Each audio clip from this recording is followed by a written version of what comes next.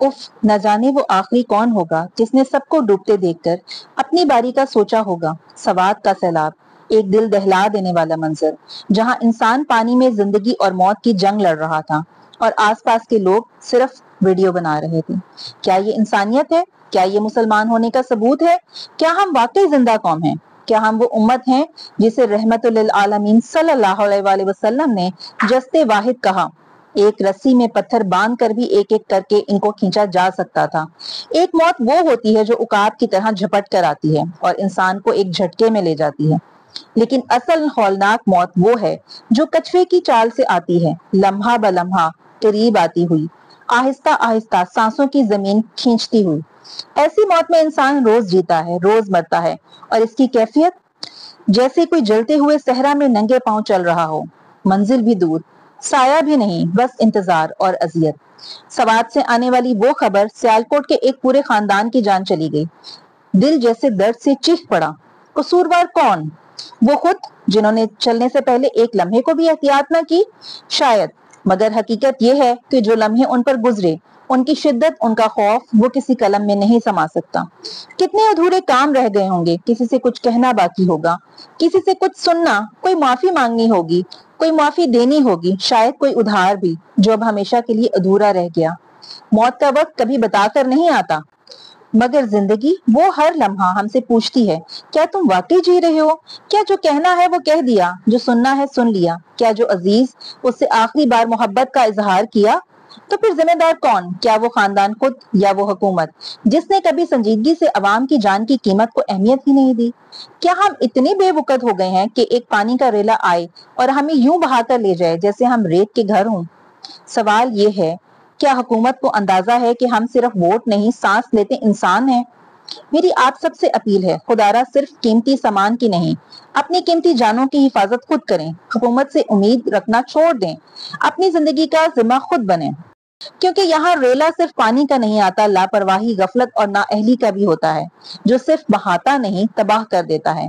एक पानी का रेला आता है और जिंदगियां बहा कर ले जाता है। मेरी बस ये गुजारिश है, जब भी किसी को मुश्किल में देखो, कैमरा नहीं, हाथ बढ़ाओ। ये लम्हा तुम्हारे इम्तिहान है। तुम क्या साबित करते हो? छोटे ड्रोन से जान बचाने वाले जैकेट्स पहुंचाकर इन अफराद की जिंदगियां बचाई जा सकती थी। दरिया सवात के किनारे नाश्ते के लिए जाने वाला ये खानदान इस टीले पर तस्वीर खिंचवाने के शौक में रेले में बह गया। समझ नहीं आता, सेल्फीज और पिक्चर के चक्कर में मौत को दावत देना लाजमी। मानते हैं सयाहों से भी गलती हुई, मगर इसकी सजा मौत तो नहीं बनती।